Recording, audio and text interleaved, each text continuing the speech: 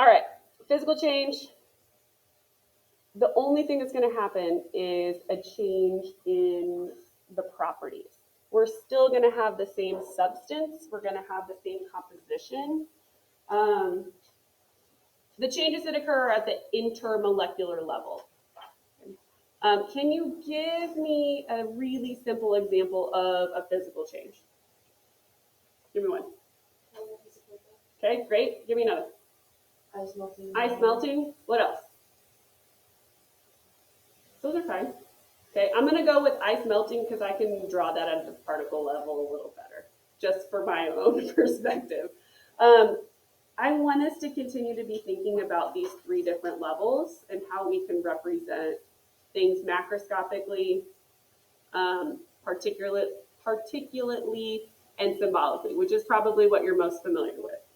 Okay, so macroscopic is just going to be our descriptive. So all I'm going to say is that ice melts and turns to liquid.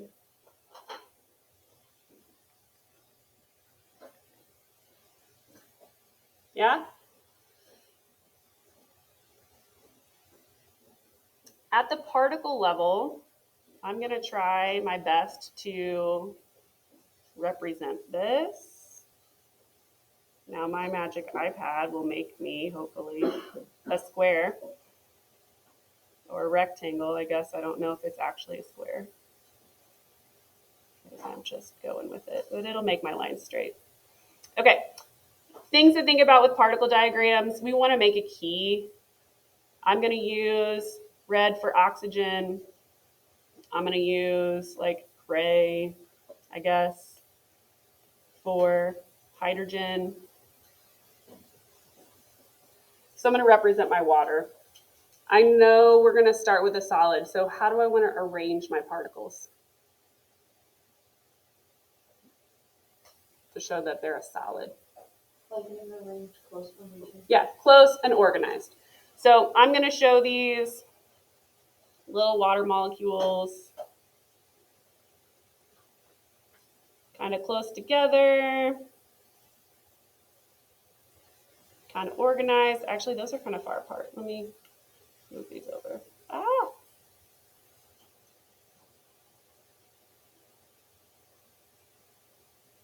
Well, apparently that's as close as I can get it because it's on my box, but let me move these down.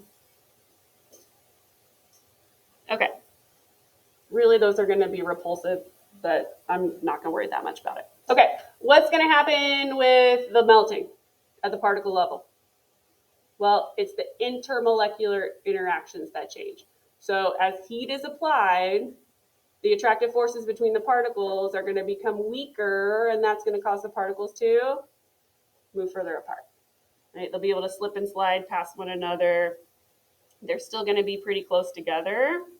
They're still, as liquids, going to, follow the laws of gravity and kind of be close to the bottom of the container. Here's the great part about the symbolic. It's really easy for physical changes. We're not going to overdo it. Okay?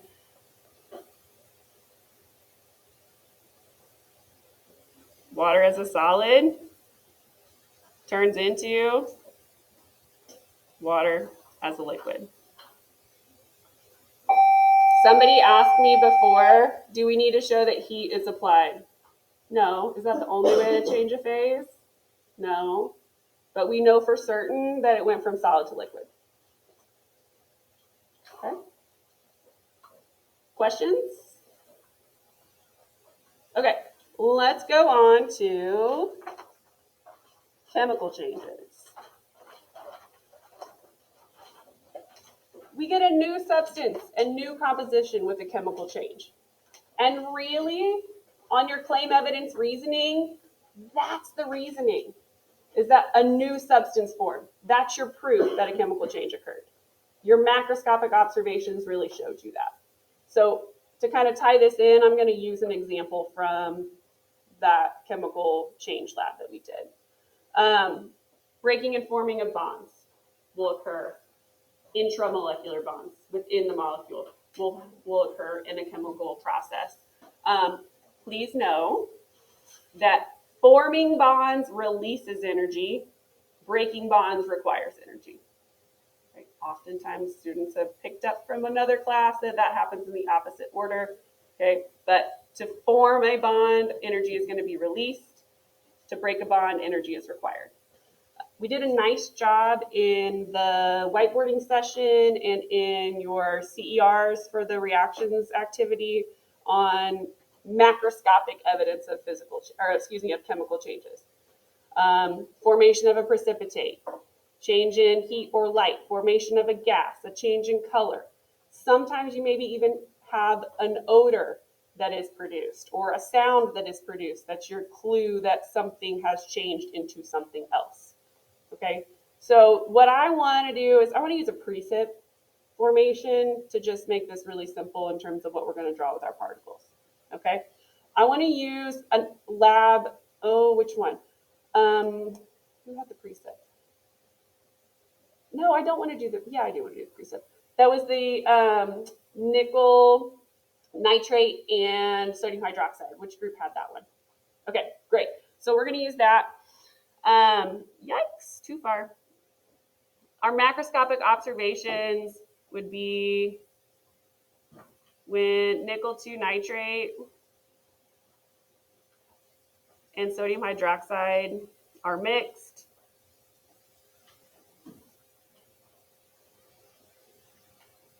The solution turns cloudy. And that's, if I can spell, precip forms.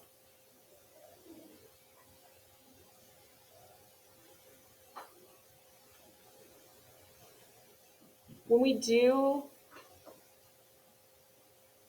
chemical changes, we want to think about the symbolic reaction before we draw a particle diagram, so we can make sure that we are following the correct proportions in our chemical reaction. Does that make sense? Okay, so I'm going to go ahead and slide down to symbolic. For this reaction, the nickel nitrate and the sodium hydroxide were both aqueous.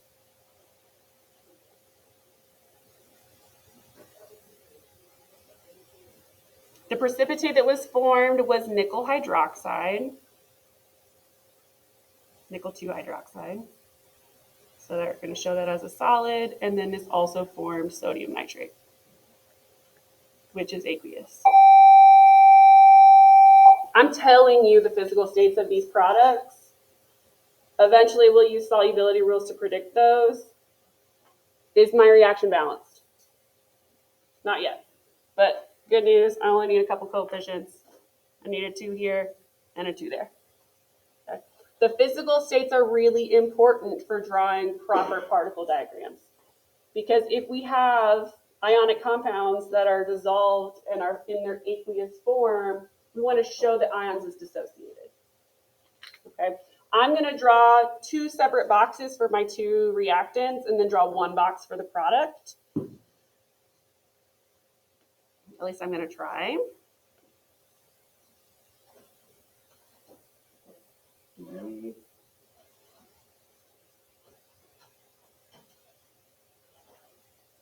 Apparently I'm not going to draw them the same size, and that's fine.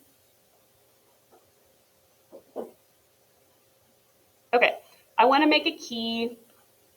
My group that did this reaction, what color was the nickel nitrate? Green, it sure was. So I'm going to use a green particle for nickel.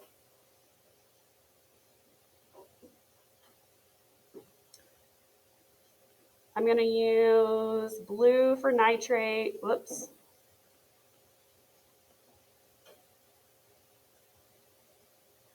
Oh my goodness. Now this one is a double replacement reaction, so all of our polyatomics are going to stay together. Let's see. Let's use like orange for sodium.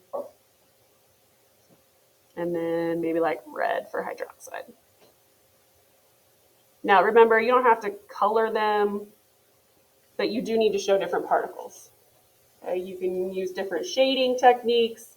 You can use different shapes. I tend to like circles with different shading or colors just because circles are a little faster and easier to draw, in my opinion. Okay. All right, what does this little squiggle represent?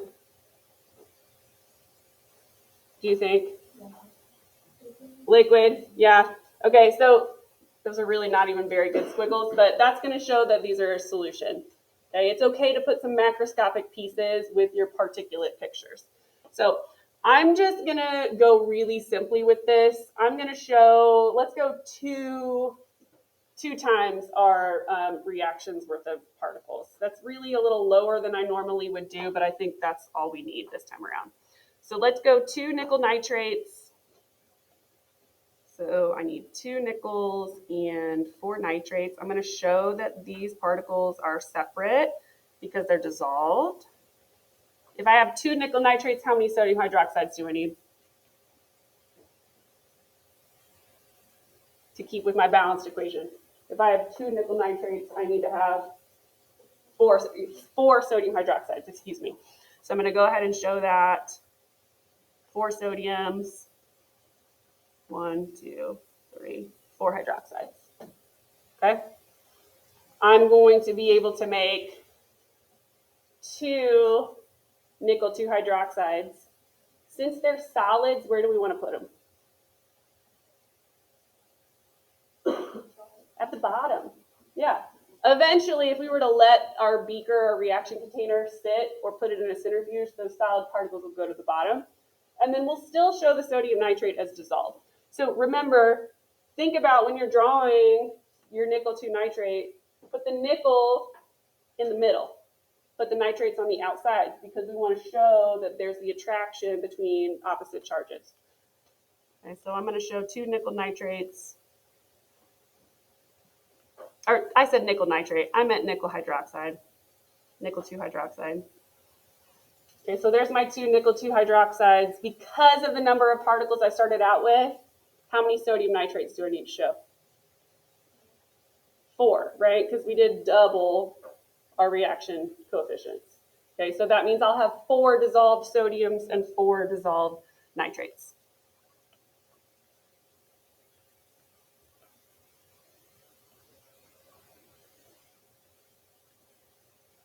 Doesn't really matter where they are. They're going to just kind of float around. We're going to get better at drawing these particle diagrams, getting more comfortable with them. They should become second nature. Maybe you'll even be like me and you'll think in particle diagrams when you look at symbolic equations. Questions? Now, there is some, there's a note on the bottom here. There are some physical processes that involve breaking chemical bonds. We had a couple of these in the reactions activities. The dissolution of ammonium hydroxide, or ammonium nitrate, I think is what you use, and calcium chloride. We saw a change in temperature. And so there are arguments for some of those things that we can really say that some of these ionic dissolutions involve breaking and forming interactions, so they'll be classified as chemical changes. So just kind of keep that in mind. Cool? Okay, what I want you to do for me is